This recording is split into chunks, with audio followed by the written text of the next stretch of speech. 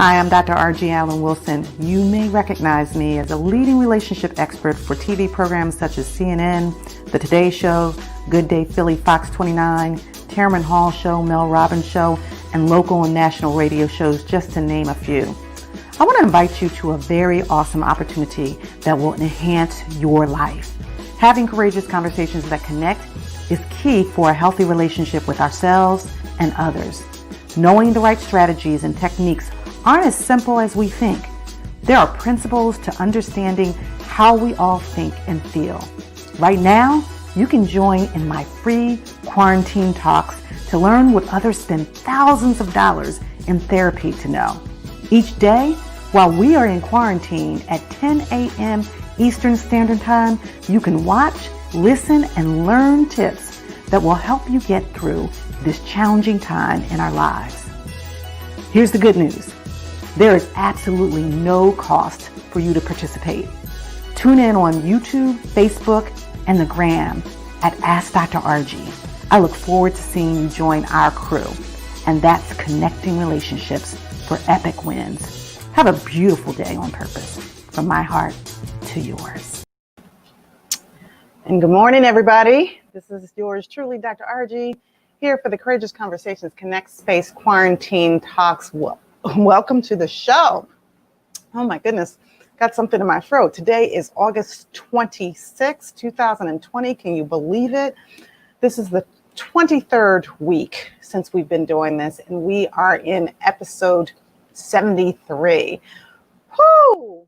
It's been quite a doozy of a 6 months. I was going to say 6 years because that's kind of what it feels like. But anyway, welcome to the show. Welcome, Treasure. Thanks for joining.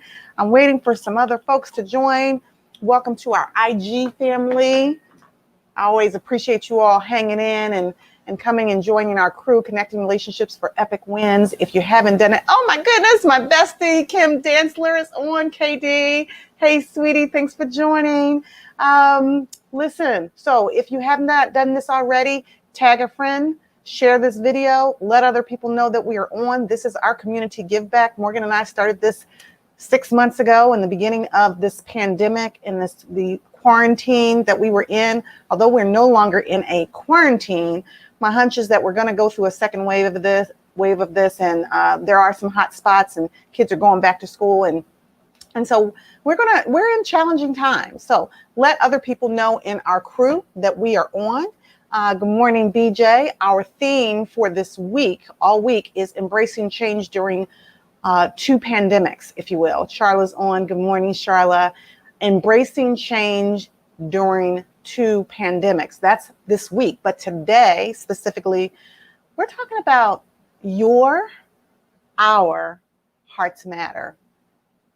Grief and grace. I should have said grief, grace, and grit. That's kind of what I wanted to change it to. Grief, grace, and grit. Good morning, Valerie. Good morning, Charla. Thanks for joining, everyone. This is our crew. And today we're talking about our hearts matter. Grief, grace, and grit. All right, so let's get to it. Listen, I want you guys, you know what we do. When we get to about 10:10, we think about who we're breathing for and with. And then we go into our breathing exercises and we get into our conversation. So stay with us. We're going to take a quick break from our sponsors, let everybody know that we're on, and we'll be right back.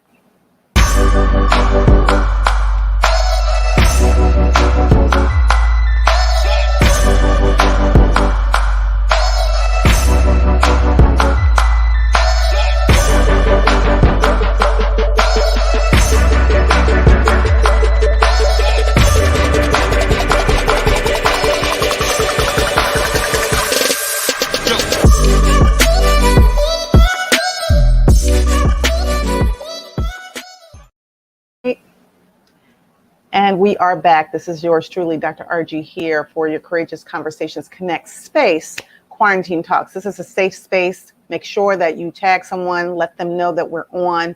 This is a space where we talk about things that matter most, right?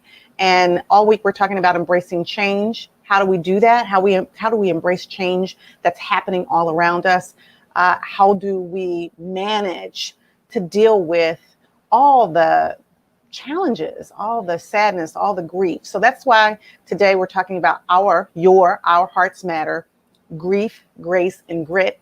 And Deborah says she's breathing for Jacob Blake. That's my choice as well. Breathing for Jacob Blake as well as his family, Julia Jackson and Jacob Blake Sr. and his sister.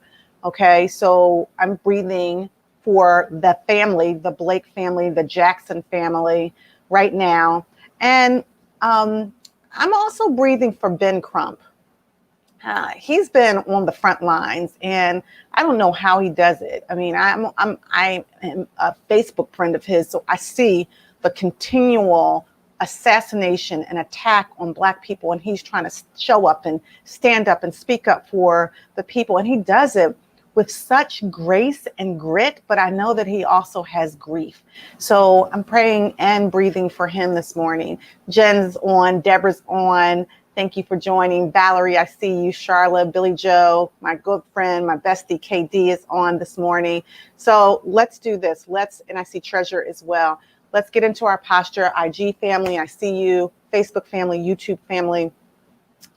Put your fingers, middle finger to your thumb, your hands, one hand over the next on your lap, or two hands to your side. Try to get relaxed if you can, to the best of your ability. Wherever you're sitting, I want you to kind of try to take in this calm spirit. So we're going to be breathing oxygen in to our nose. We're going to be breathing out through our mouths. Hey, Megan, thanks for joining. Right on time for our breathing exercise here. We are going to see somebody else. Incienta. Hey, Cienta. She's breathing for Jacob Blake and the three sons who witnessed this horrific incident. Yeah, we're going to be talking about that today for sure. Taking oxygen, letting out carbon dioxide. Also taking in peace, love, serenity, calm. Breathing out worry, fear, anxiety, frustration, resentment, pain, anger, all of that, sadness, disappointment. We all have all of that. So we're breathing that out. We're going to do this throughout the day, but we're going to do this 5 times. At the sound of my voice, when I count to 3, we're going to hold it for 8 seconds, still in honor of the 8 minutes and 46 seconds that the knee was on George Floyd's neck, kneeing the life and the breath out of his body. So we're breathing still for his family and Breonna Taylor and Ahmaud Arbery and Rayshard Brooks, and the names list goes on and on and on, unfortunately. All right, so let's go. 1, 2, 3. Breathe in.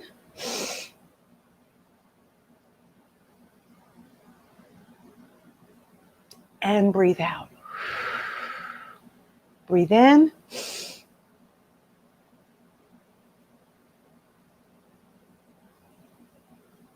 And breathe out. Breathe in.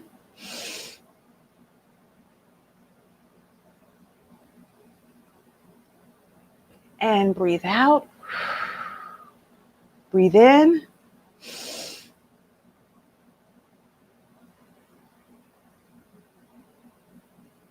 And breathe out.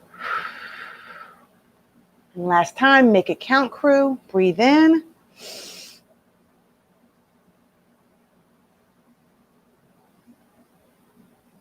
And out. Feel that in your belly.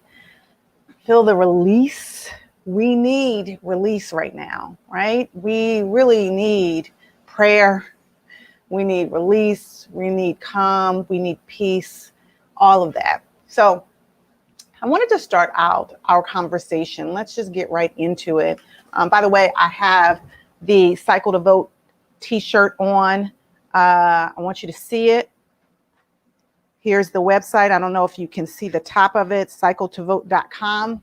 I'm going to be wearing this all week, right? And I want you all to go to the website, www.cycletovote.com. You can get your own t-shirt. The cool thing about this t-shirt and this initiative and this campaign is that you can, I'm going to see if y'all can see it. If I can turn around, it's going to be hard with these mics on, but I can't do it right now because the mic is stuck. Mic is stuck on the the mic is stuck on the desk, so I can't do it. So I'll show it to you later when Morgan comes in here and releases me from the desk. But on the back, and I posted a picture, or I'm going to post a picture. It has scans, and it says "Scan me." We showed it the other day, and you can literally scan it with your phone. And once you scan it with your phone, it takes you directly to the site where you can, in Pennsylvania, vote early or register to vote. Oh, Morgan's coming in here to help me out. It's stuck on the desk. The mic is stuck on the desk when we move the desk. Oh, I see. So I can't move. I see. I need my muscle. Thank you. Okay. All right. Let's see.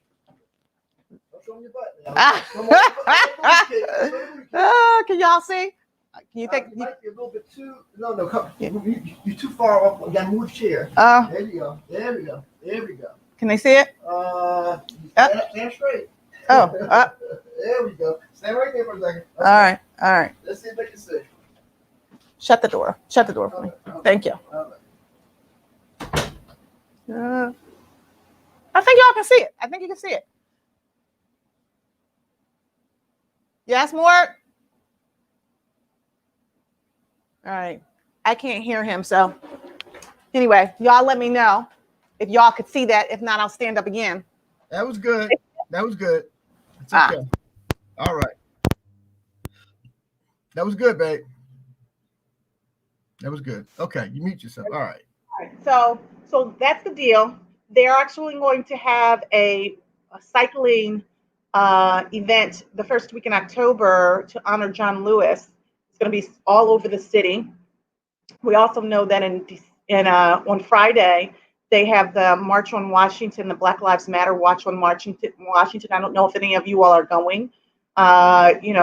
Whether you have a desire to stand in solidarity with the Black Lives Matter movement, this is going to be, I think, a wonderful event for people to stand in solidarity. But I also don't believe that marching is the only way to protest. I believe there are multiple ways to protest. Some people, put their bodies on the line. Some people put their minds on the line.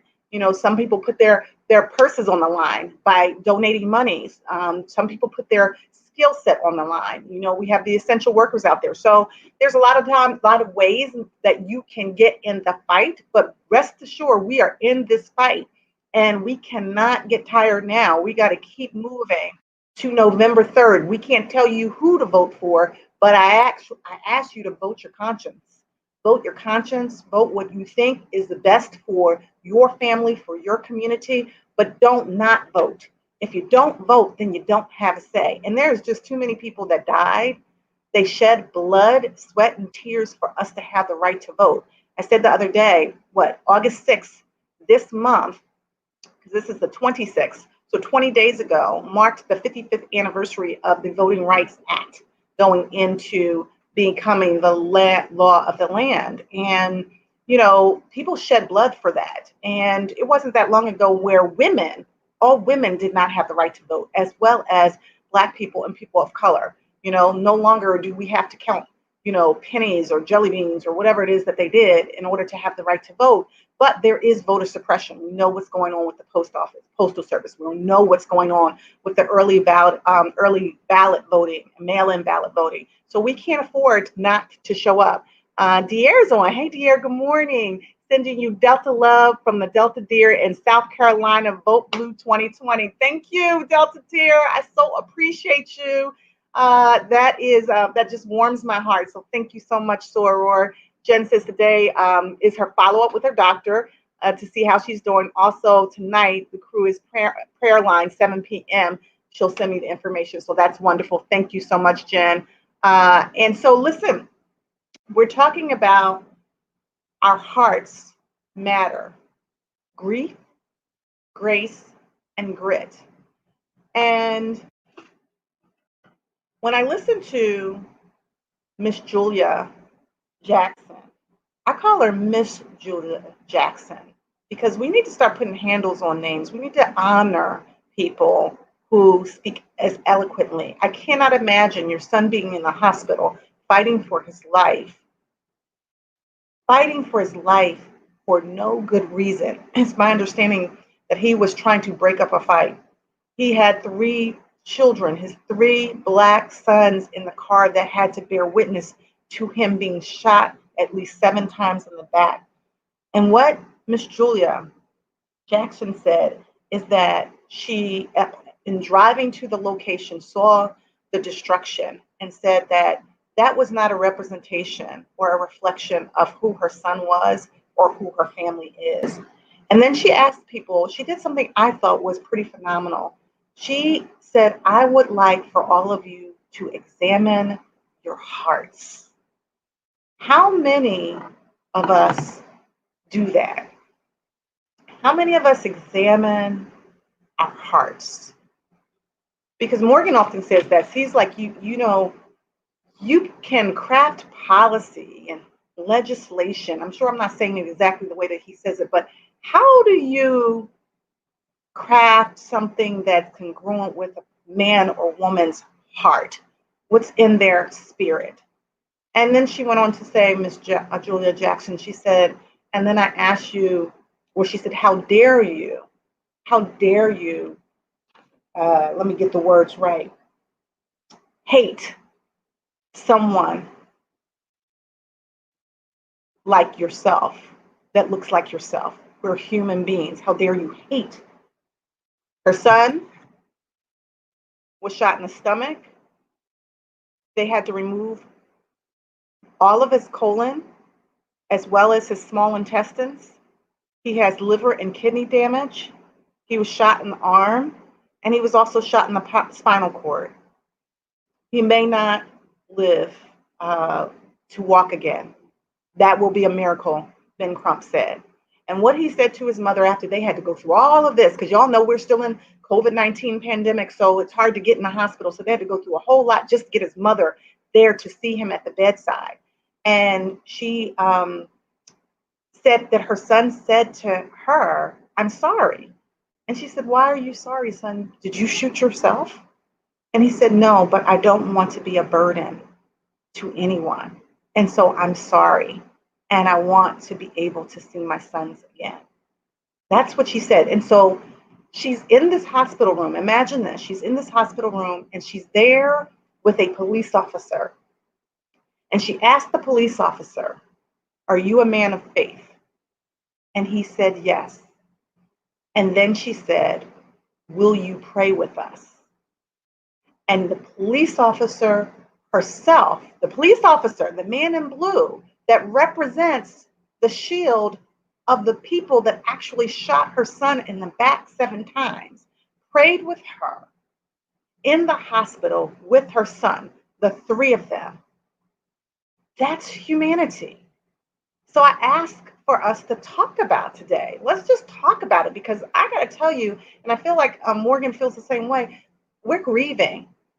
Grief, grace, and grit. There's a grieved spirit in this nation. There is a way in which Black and brown people are treated unfairly and unjustly, and it's continuing to happen. And every single week, whether it's filmed or not filmed, more Black and brown people are on assault for no reason other than the color of their skin. We're grieving that. But there's a level of race that this family has. And by the way, they're trying to assassinate his character, Jacob Blake, saying that he had some kind of warrant out for some domestic situation or what have you. Whatever he did it warrant 7 shots in the back while he was just trying to get to his children? Whatever he did that warrant that? But yet his family had grace and a level of grit. So my point, I guess, is, and I want to hear your thoughts about this, how do we get to a place where we see everyone's heart mattering? We're human beings, right? So no matter what the color of your skin, no matter what the texture of your hair, no matter what your political affiliation is or your religion, or whether you're a PhD or a GED, no matter where you come from, we all have a heart. What is your grit? I believe that oftentimes why these Black and brown people are being shot is out of fear. And why are we fearing humans? Because of the color of their skin. I want you all to think about this. I want you to process it in your minds, in your bodies, in your spirit, and also in your hearts. Because we can't legislate your heart. You have to legislate your heart. And if you have hate in your heart for other people for no other reason than they're different than you, that's problematic. More? Yeah. When you had from the beginning, I posted this yesterday, my personal page. When you were once not valued as fully human, 3/5 of a man, and that's how this country started off their relationship with your people in you, then it's ingrained to not think of you as human or valued the same way as our white brothers and sisters. We have to start saying just like that. And what I mean by that is, for example, I was watching something this morning on ESPN, and Doc Rivers, NBA coach, was saying some things, and he's saying people, other people. Stop saying other people. Say what it means. White people. You got to say it like that, okay? This code and dancing around, all that kind of stuff, making it all cute and everything else. Listen, say it. Make it plain. You know, this is not the time, and we can't continue dancing around what it really is. White people, or what, not every white, again, we'll be very clear, not every white person in the world thinks this way, but there's a lot of white folks that think that they're better than black people, or Just that, watch RNC. or that they're more human, or the black people aren't human like them. So their lives aren't as valued. So therefore, you had that indifference. You know, I mean, you know, there's no stoppage. You know, once a particular white officer, for example, comes anywhere close to feeling threatened or embarrassed, because this is another thing somebody said too. Okay, let's say the brother was like kind of resisting arrest and so forth. Again, with 3 guns in his car, right? Okay, 3 hold on. Yeah, so like he was resisting arrest, all right? Didn't have a knife or something like that. He was walking away. If you're walking away, your back is turned. Help me understand this. I put this out there. For anybody's in law enforcement, help me understand. Then where's justification? Where is it in the protocols that say, okay, it's okay to shoot a man in the back? How about chasing him down? All right, so what? All right, your ego bruised. He got the best of it and got up and walked away from, again, walked away from you. Didn't turn around, didn't hit you, didn't reach for a gun, whatever. Again, we know more tapes are going to come out.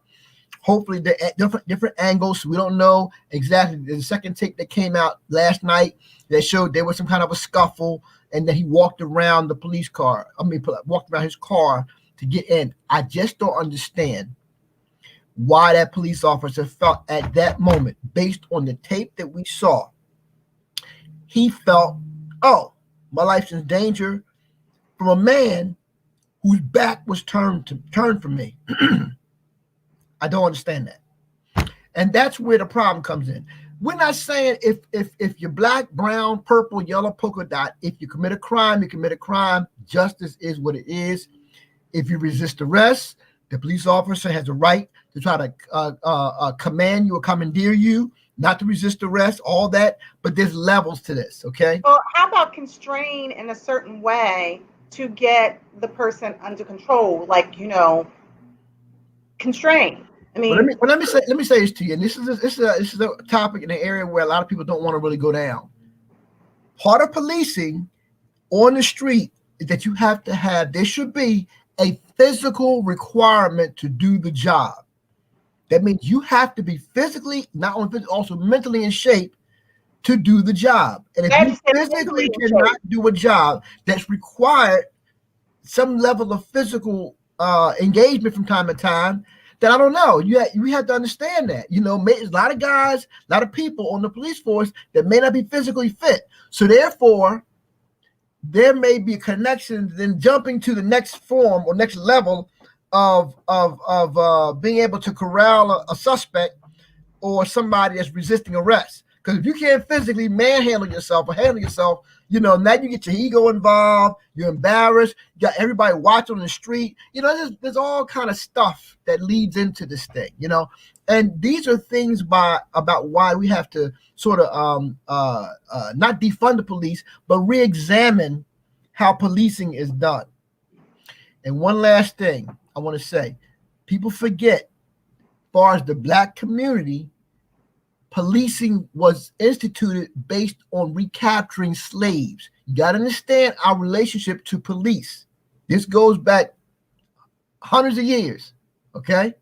This is a problem. So, our relationship with the police is totally different,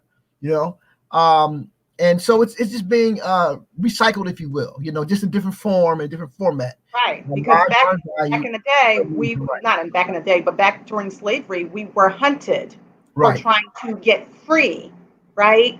We wanted our freedom, and that was not considered to be acceptable, so we were hunted. These days, the hunting is still happening, right? When you think about people getting shot in the back because they're running away, Rayshard Brooks, or in this case, Jacob Blake, they were running and or walking away, and they were hunted and shot in the back, not because they were a threat, but because, like you said, perhaps their ego was bruised. They weren't fearful. You can't be fearful of somebody that's running away or walking. That leap for me is always a problem for me. The commentator on CNN last night was saying, I forget her name. It escapes me, but she said, listen, we're not arguing the law in terms of a person resisting arrest. You shouldn't resist arrest, but if you do, okay, there's levels to resisting arrest, and that's where your training comes in. I know you're in the fight, but it's part of your responsibility. You're a trained professional. You're a professional. You're held to a higher level of accountability, and your actions within your job dictate and demand that you operate differently than an average John Joe on the street. So you have to know within the middle of a struggle, hey, is this guy trying to fight me, trying to get away? Is he trying to harm me? This is just the nuances that you as a police officer have to get engaged or be involved in. And I'm not saying it's easy. I'm being very clear. I'm not saying it's easy to do that, but you got the job. You took the job. You were trained in de-escalation. Keyword. How do you de-escalate a situation? Part of it is how you talk to somebody. Are you respecting the person in the midst of all this? Again, it's a higher standard. I get it. It's a higher standard. Like you said, Morgan, you have to not only be physically fit, but you have to be mentally fit and stable. Well, and I think Charles said, hit nail on the head. They do this stuff because they're not being held accountable. And I said that yesterday too. If there's really no level of accountability, then it's no deterrent. Deterrence is you gotta have some pain involved. It has to be some consequences involved. You gotta have put the healthy fear. I say keyword healthy fear in my if I do this, I don't know, man. I'm gonna face some consequences. And if you're married, my family got to be involved. It's not just me. You got to have the person to think that there's gonna be some pain involved if they do this. I always say to you about being around the way, you get into big fights. The key thing is not always you're gonna win the fight, but you got to be in the fight enough that the person jumps on you. They may win, but they're going to incur and suffer some serious damage in the process. So therefore, they have the benefit of the doubt and not so quick to jump at you, even though they won. But they say, maybe I let him go this time. Maybe I won't get this. I'm going to have to endure some pain, even though I may win this fight. You got to, it's a tough situation. And listen, I don't envy police officers right now. They're really in a tough spot. Policing is a tough job right now, but it's a profession. Your uncle was a police officer. My father was a police officer, and then homicide detective. It is a noble job. there is a lot required. You really are a public servant. That's what you are. You're not voted in, but it's a job that requires that you serve the public. And I think that we get it twisted because power and control and white privilege often takes over, and people use that authority in a way that is abusive. It's basically an abuse of power. And it is a disrespect for humanity and for people who are different than you. And if you believe that, because again, this is why we're talking about the matters of the heart, because you can't legislate a heart. Each person has to examine, as Ms. Julia Jackson said, examine your heart to see whether or not it's pure. Are you doing the job because you love people and you want to help people? Are you helping, or are you helping to harm or healing the hurt? Right. That's just it. So that's the question. What happens, and what is, I call it the triggering mechanism that either takes place or doesn't take place in the mind of the officer. More specifically, we got to say, because I'm not saying black officers haven't shot, black victims, but it's more so the white officer that's doing this shooting and killing men. What is it that makes you feel it's okay to shoot a man in the back? That's just really the question. I haven't gotten an answer yet. My post, and I haven't heard from any police officer, people in law enforcement. Again, we're not saying every police officer is bad. There's thousands and thousands of police officers that are doing an absolute wonderful yeoman's job and take their job seriously, and they will take their profession. Because these words matter. Like you always say, Arch, words matter. It's not just a job, it's a profession. You are a professional. You're a trained professional police officer. And within that profession, you have a higher level of responsibility to do your job and to be able to be, I always say, fit for the fight, and fit, not just physically, but also emotionally and psychologically. Are you fit for the fight in that? And fit for the fight politically, because you got to understand what's happening here. The narrative in the political environment is that black people are horrible. Black people are coming to invade your suburban life for white men and women. Let's call it what it is. We don't want to say it like that, but this code, not the code. Let's get right down to the facts. They're saying that white people, families, hold on to your lives, fight for your lives. They're coming to get you in your suburban life, and they're gonna, rape and pillage your family and all that. I mean, that's that. It's not even a dog whistle. It's a straight bullhorn to say, fear us. We have to be feared. We're protecting your way of life. We're protecting your culture and your community from the ravages of these animals and savages. I mean, that's just what it is. Well, we're being treated that way. We're being treated like animals. I mean, think about that, Morgan, that, even for the scenarios that we've heard over the last few years that were not people being murdered, right? And then some people were murdered even in their own homes, like Breonna Taylor. What can we do as humans? Can we golf? Can we bird watch? Can we walk? Can we drink coffee? Can we ride a bike?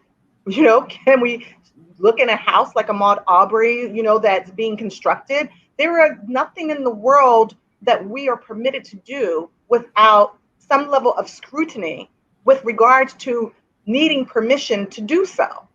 And if it doesn't meet the standards of, these police officers, in particular white police officers, then our lives are threatened.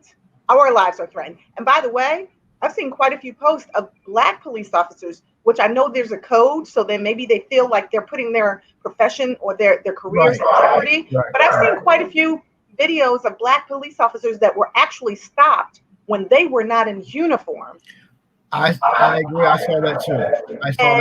And feeling like, oh snap, like this is what this feels like to be treated this way. And when I'm not in uniform, then my life doesn't matter either because I'm Black. So it's the Black uniform or the brown uniform that we wear called our skin that makes the difference, to Kim's point, right? They don't value life based on who we look like. Right. And that we're different. And there's an implicit bias in their minds around being devalued. We're devalued. Charlotte says that's the $1 million question. Yeah, it's $1 million question. Absolutely. You know, what's the trigger? You know, what happens? What is it? You know, and again, I go back to saying it. You know, if you are right, fear. It's all about fear. But my point, if you demonize me again, you consider me as 3/5 of a man, that I'm not human. I'm part animal. My value's now lowered. Okay, then you don't have to think truly, because if I'm an animal, then it's almost like going on a safari to shoot, you know, this elk, or you know, or hunt to shoot a wildebeest or something like that, you know, or a deer, or you know. What kind of animal? Huh? What kind of? Because people love their animals, right? They love their dogs. That's the type of animal, right? Well, yeah, well, exactly. I made this statement yesterday too in my post about, you know, well, a dog or something like that. Well, let's call it what it is. You know, people love their dogs. You know, you're a dog lover. You're a dog lover, babe. But I am. My bestie Kim is a dog lover too. Shout out to my little nephew Desmond. Oh yeah. Desmond, Desmond in heaven. Absolutely, Desmond. Katie likes that. I'm quite sure she does. Yeah. But what I'm saying to you is that our white brothers and sisters, we all know, culturally have a little bit different relationship with their canine species, if you will.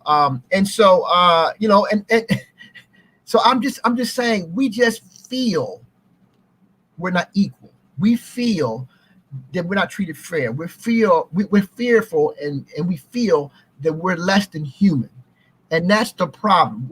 Nobody's trying to say that we don't deserve to be held accountable for our crimes. Nobody's saying, you know, that you know, we shouldn't go to jail when we commit crimes and the whole 9 yards. You know, we're not saying any of that. All we're saying is, look, this brother was walking away. If a fugitive or black fugitive was on the run, you and I both know the percentages are much higher that this guy, in the process of his capture, may be either beat to smithereens or maybe even shot dead. Well, what they're not going to do, Dylan Roof, right, captured, unharmed, and taken to the Burger King. Okay, it's just, you know, and the fact that you got these militia and these protests armed, spewing hate, spitting in cops' faces, nothing happens. Right. You protest, good people on both sides doing the wrong thing, but it's responded to differently. So that's all we're saying. It's a tough situation. What are people saying? So Bartley says, Morgan, you are saying the correct. No accountability. No accountability. Appreciate that, man. Appreciate that. Yeah. Make America Great is the call from the Army general in a civil war he has waged against people of color, mainly blacks. This is true. Jen, she's talking about her prayer line, the prayer line, which is, you know, if you look on the chat, you'll see the number for the prayer line. If you're looking for prayer, you'll see that the 912-942-6776, and then the password is 957-639. Kim loves dogs, and then Kim says we are seeing the casualties increase under his leadership because he openly supports it. See, people follow and swallow. They don't do their research. We specifically need to do our research. And then we have to figure out, as Senator Vincent Hughes says, what's your hill? Take your hill, because we got to vote, right? We cannot sit back on this one. This is, in fact, the most important election of our lifetime. And if we choose not to show up, then that is a decision that we're making that is based in apathy. And we just can't afford it. We can't afford it. You know, so I don't know. I wanted us to talk about how we transition, because we're talking about change all week, right? How do we transition from this grief, because we changed our topic, like midstream this week, or at least today, because I felt like people are grieving. Black and brown people are grieving.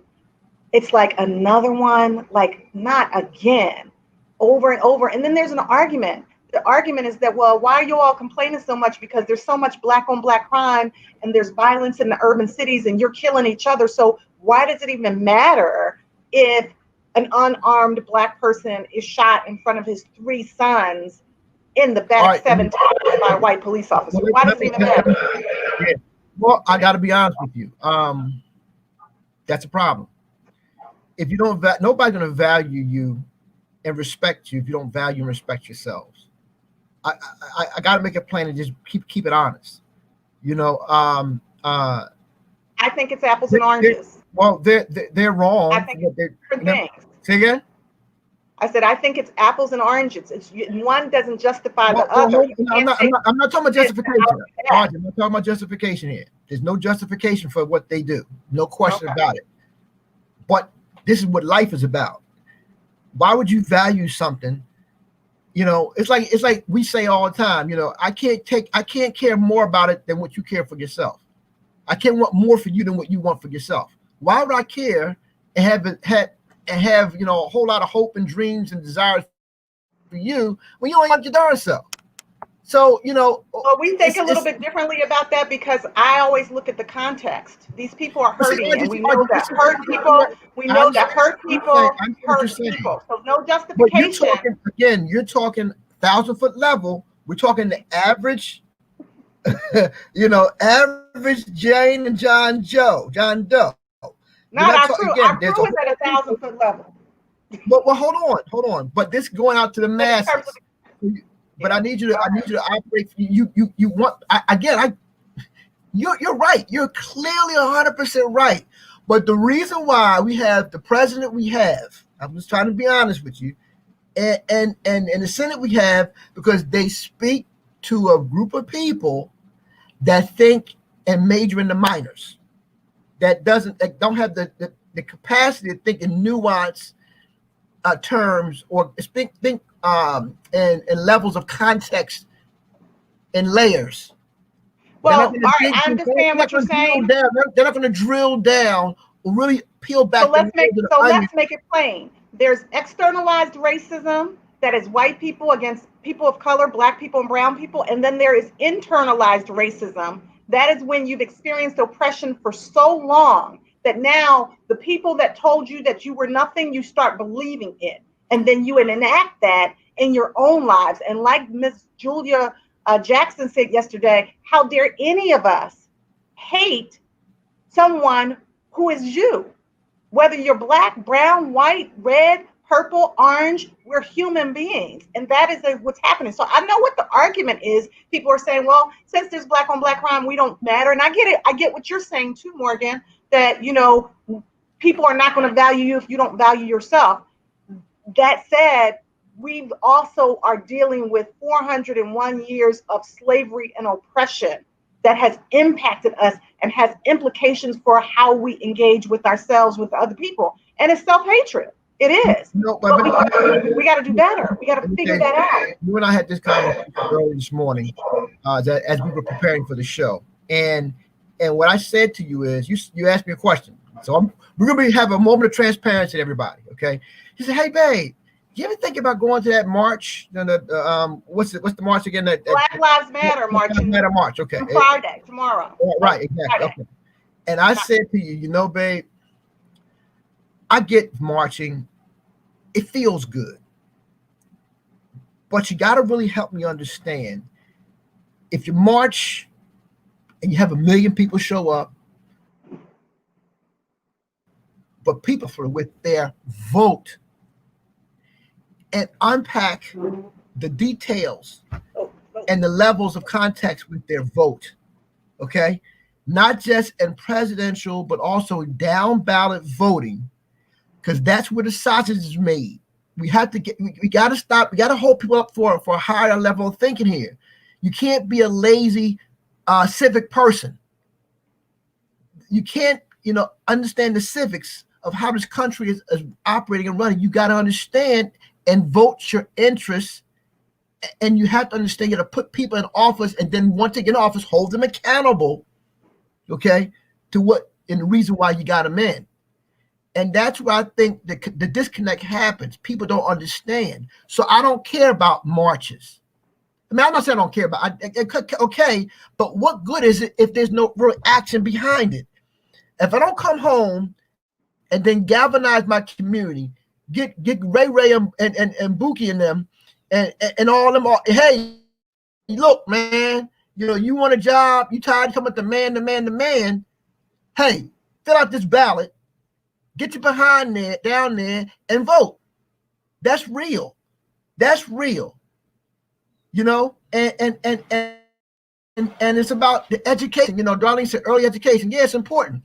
Do we really teach civics in school anymore? I mean, what is it about? Is that something that we really educate our children on? When you say, do we teach civics in school? Well, the public schools where people can't afford to pay for private schools or what have you are horrible, right? So when you're talking about teaching it, the kids are not learning what they need to learn because they're not investing in the education in the inner cities.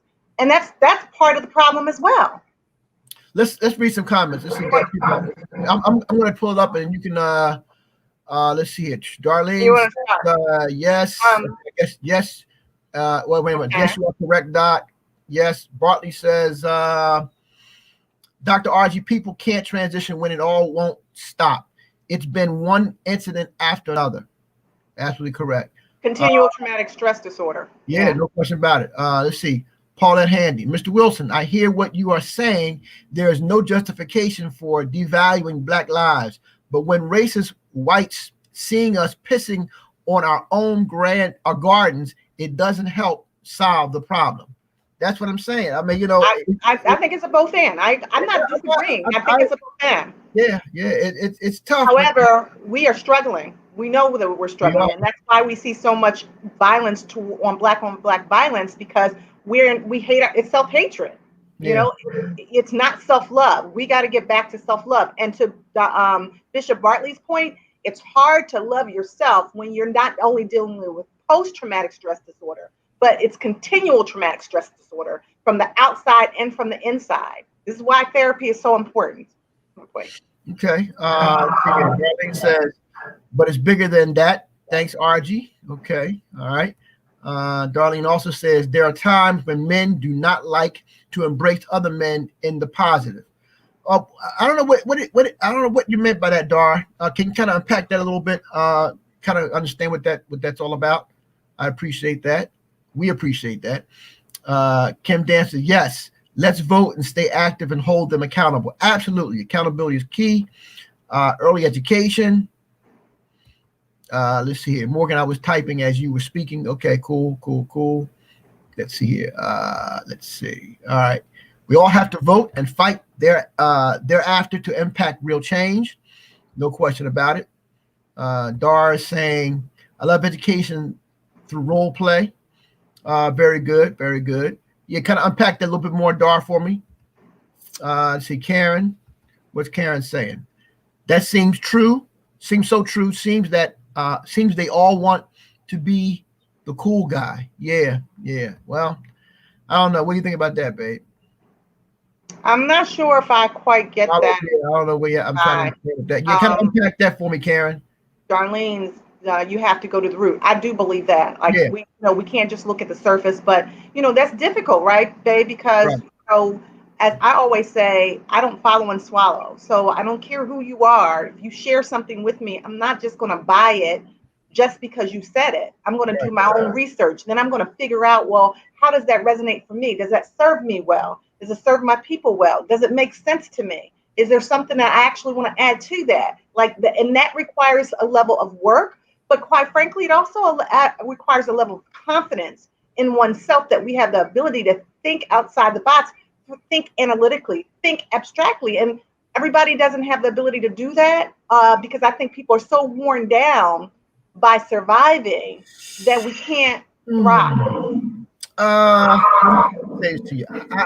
I'm a little bit of a struggle with that because people do what they want to do. people put their money, invest in their money and time in areas of what they really want.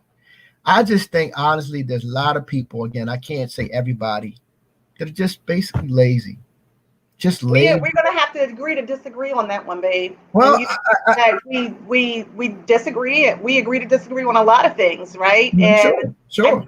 I do think that there are some people that are intellectually lazy.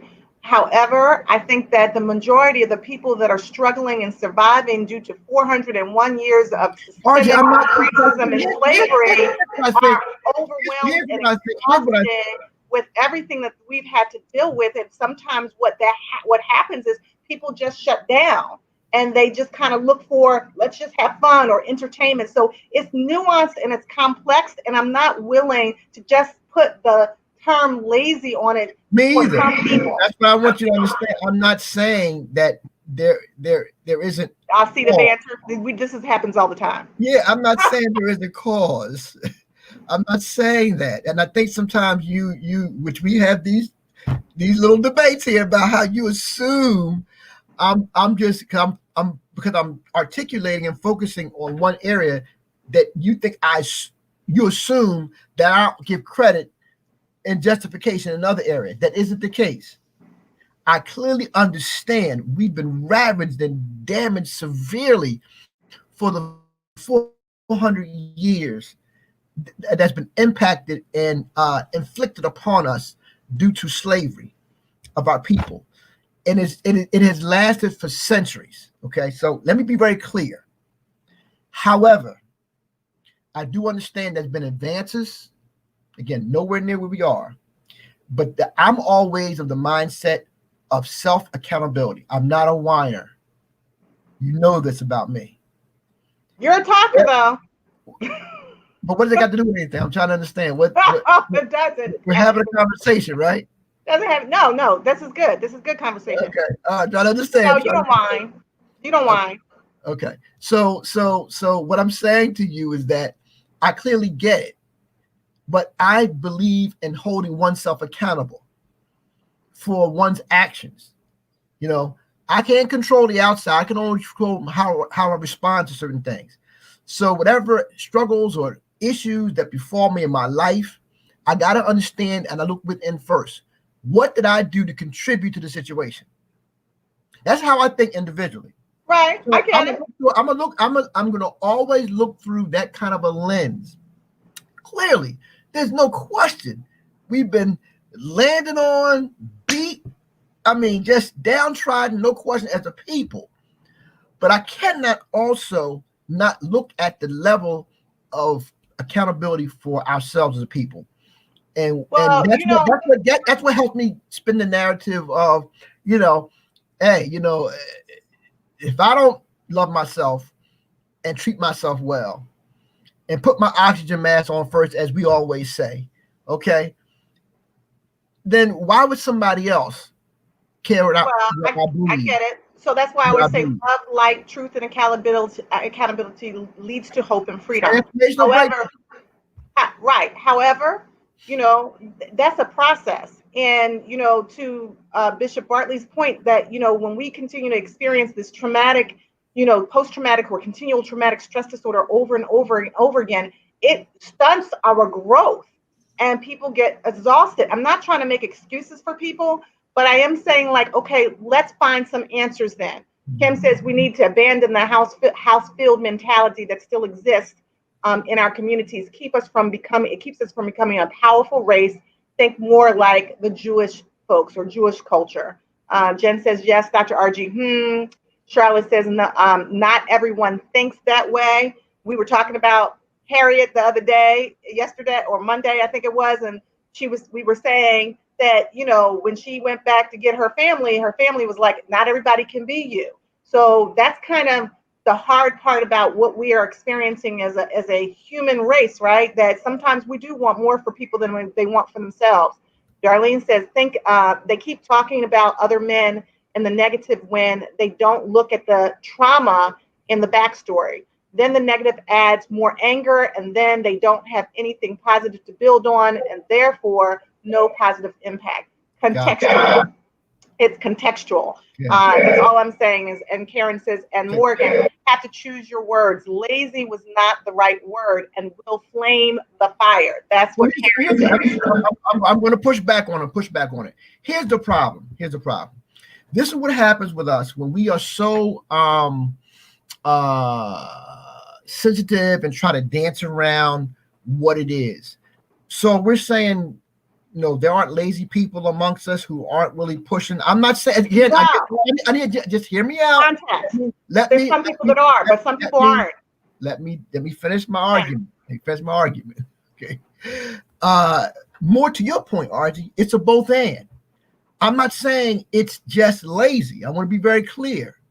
We understand there's context and consequences and reasons for it, that there was some kind of cause and effect. So I'm clear, okay? I'm just saying you got to understand, but are we saying there isn't people in our midst that just take a blase, laissez-faire attitude? Oh, it don't matter, whatever. No, I think it's context. We know people in our own family that think sometimes, for our taste. Well, you know what I always say, Mark, though? What's your end game? If we're trying to make influence, then how do we use our words to help, right, and heal versus to harm? So let me ask Karen this and Darlene this. So when I said the word lazy, how did that land? What did you think I'm trying to understand. What do you think I meant? Or what was the feeling when I said, hey, some people, again, key word, you kind of miss. I'm not saying everybody. I said some people are lazy. And people automatically, you missed the word some. You go to, I'm saying lazy. So I'm trying to understand. So why do you make it seem like I'm calling everybody don't vote lazy? I'm not saying that. Okay, I want to be very clear. I'm just speaking to both sides of the ledger here. There's some people who are intellectually lazy, and there's some people may have a reason, legitimate reason as to why they didn't vote or whatever case may be, or why they maybe it's even philosophical for them. Again, so it's reason why. I just spoke to the factors of, listen, you can't deny 2016 there was 200 and I think 60 or 70,000 voters, registered voters that did not vote. 140,000. There you go. And we lost, and Pennsylvania was lost by 44,000. Now, what was that? I'm quite sure it was a mixed bag of that 240,000 didn't vote. Some was disaffected or pissed off and mad, very angry and mad because Hillary didn't pick Bernie. So they said, we're gonna stay home. Okay. There was some, whatever other reason, and there was some who just was lazy. Okay. A mixed bag. Some were traumatized. Traumatized. Right? All I'm saying, see, here's the thing. She prefers to stay asleep and that they need to wake up. Like like School Days. Remember School Days years ago with who was the director of School Days? Got it. Okay. Where says, wake up, like everybody needs to wake up. Okay. All right. Awaken. Didn't need to wake up. Okay. Slow to move. Okay, we can dance around and make it pretty. I got it. Okay, fair enough. Well, all I'm saying is, I think that triggered folks, and I don't want to trigger. I think that the crew. Spike Lee. Spike Lee. I think the crew agrees with me that sometimes, depending on who your audience is, you said I have to ask yourself, what do I really want to accomplish? Do I want them to just shut down and go away, or do I actually want them to hear me, come here and hear me? And the words matter. And so I get what you're saying, Morgan, but sometimes it's like, if you can't hear me when I use certain words, then I'm going to use the words that I think are going to be more palatable for you so you can hear me. Well, listen, I'm not. We're having a conversation or debate amongst people on this platform, whatever. And I thought we all work. Well, I thought I could use. But okay, it's okay. It's okay. I'm gonna move on from it because the word lazy, prick some people, and I apologize, folks. I love you. I don't mean to be offensive at all. We're just having a courageous conversation, hopefully to connect and to understand one another and challenge one another on thought, intellectual discourse. What we're talking about here, I like that phrase, if you will. That's what this platform is about: having a courageous conversation around a number of topics. You know, we talk about relationships. That's what you talk about all the time, and it's all about relating to one another and helping us move to a higher level and higher plane. That is the overall goal for what we're trying to do here. You know, so let's say any more comments. Spike Lee, we must reach and educate. Absolutely, KD. All right, cool. We appreciate that. Yeah. So yeah, I just, you know, I'm just we're in a lot of pain. We're in a lot of pain, and we're trying to, I guess, put some salve on it, but at the same time, we got to continue to fight. You know, we have to continue to fight. We cannot not fight. They're coming at us, you know, and they're pushing and they're fighting. They're fighting, and the gloves are off. They're fighting bare knuckles, maybe even with a pair of brass knuckles on the fist to even inflict more damage as they punch you in the face. You just can't be wimps about it. You got to be really tough about it and go out there and fight hard for this democracy and for the very soul of this country. That's what that is.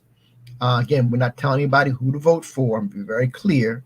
We're just saying vote your conscience, vote your interests, vote for the down ballot in your community. And as Al Roker always says, in your neck of the woods, what's happening in your neck of the woods, you know. So let's see what's happening. Let's see it. Brad, you want to read that? So Jen says, wait a minute, Kim, go back to Kim. All right. Yeah, she says that's part of the issue. How do we appeal to others in our community where we enlighten the folks? And Jen says, many thanks to educating us this morning. We truly need to be here for one another with love and empathy. Absolutely. Love, light, truth, and accountability equals hope and freedom is what I always say. Darlene says, also, sometimes the cool guy has a learning disability or something like that. Shelly says, or Michelle, my cousin, says, we as a minority don't want to use the words or phrases that have been used historically to marginalize us by the majority. Good point, Shelly. Charla says, very true. We got to fight. Bishop Sean Bartley says, Dr. RG, I agree with both of you. People are traumatized and some are disengaged. As Morgan said, it's a mixed bag. Nonetheless, let's all encourage people to fight back by voting. Boom. Drop the mic on that one. Absolutely. Drop the mic on that one. Absolutely. We got to fight. We have to fight. I mean, if we're not, and part of that fit for the fight and understand, you know, what I mean by fit for the fight, know the nuances, understand what's happening in terms of legislation. You know, I mean, just real simple stuff. You know, want the trash picked up on time. If you want, hey, the mail system is being. I had somebody tell me that when I said, were they fighting in the primary? I mean, fighting. Well, it's a fight, but were they voting in the primaries? And the person said, "Oh no, I just vote I vote in the big one." And I'm like, "What?" Yeah, that's what I mean. That's what I mean. No. However, I could have used that opportunity to just kind of check out because that's kind of what I wanted to do. And I was like, no. Let's talk about this. You can't do that. Like, you can't just vote in the big one, right? Because in the little ones are the ones that count, that have, as you say, all politics is local. So you gotta always vote. And this is what our forefathers died for. They shed blood for. They went to jail for. They were beaten for. How dare we not, right? And if we come across people, like when I was a canvassing, that said, no, Obama didn't do anything for me, so I'm not voting. I was like, let me talk to you. And I know that gets exhausting. And so that's why we got to tap in and tap out, right? Tap into the people that got the energy and they come in, they get exhausted, then we go back in, just like you would do in a fight.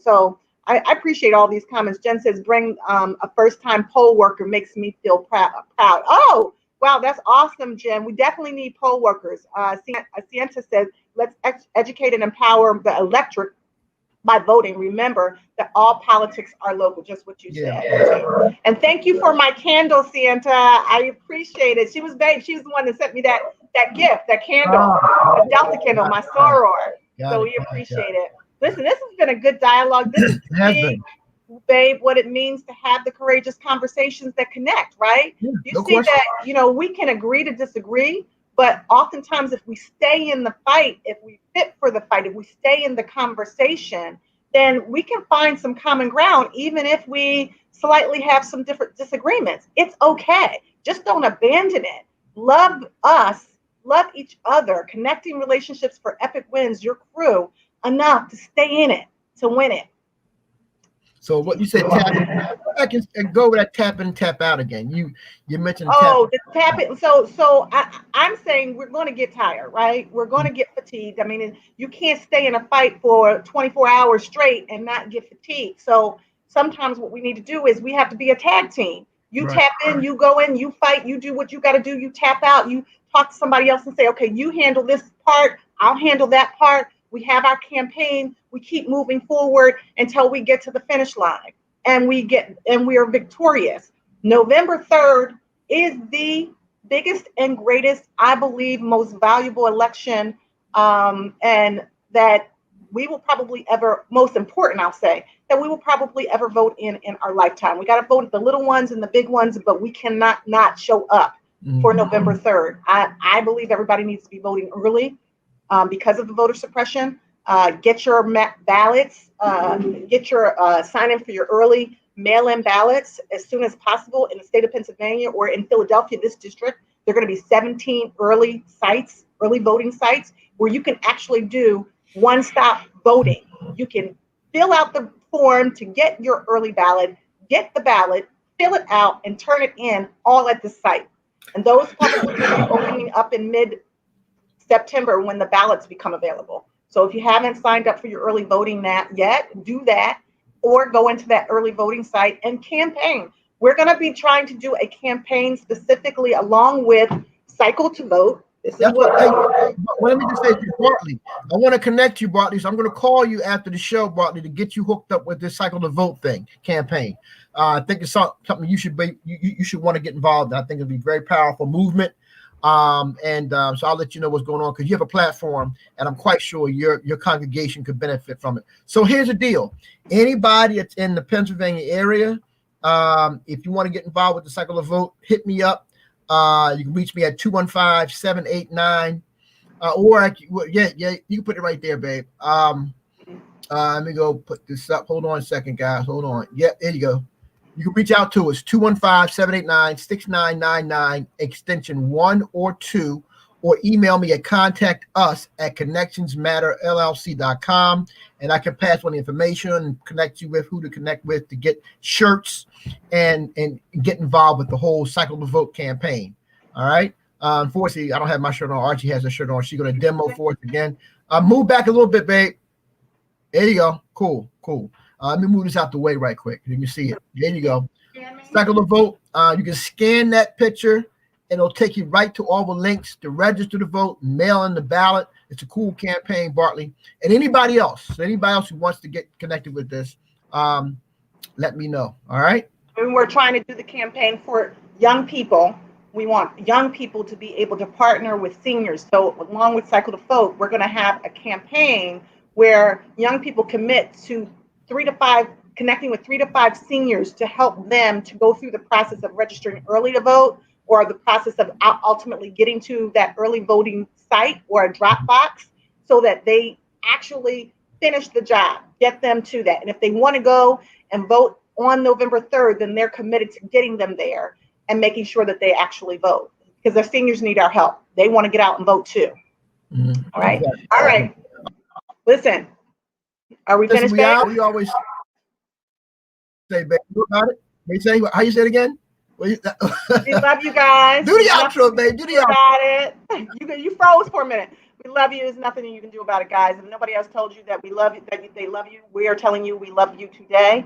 Make sure that you breathe throughout the day and have a beautiful day on purpose from our heart to yours. Bye-bye.